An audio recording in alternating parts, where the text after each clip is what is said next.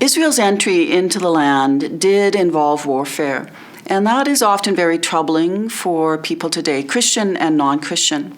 I think often it has been mischaracterized as utter eradication of all the people in the land. And that is actually not the case. There are many instances within the book of Joshua where they engage in battle, and it talks about Israel totally destroying the people. And yet they're still alive, sometimes even in the next verse or a couple of chapters later. Now, there was warfare as Israel came into the land, and that warfare primarily is directed against fort locations and major cities. It is not the case that Israel went through and totally destroyed everyone.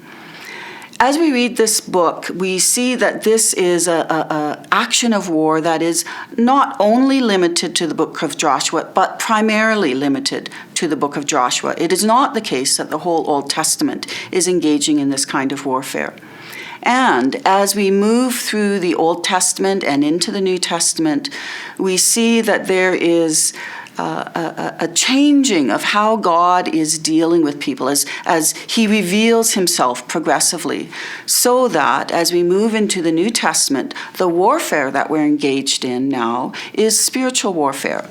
The book of Joshua is no license for any church or believer to engage in the kind of activity that we see in the book of Joshua. And instead, Jesus invites us and commands us and encourages us to put on the whole armor of God, because we are now in a spiritual battle, each of us as believers in the Lord Jesus Christ.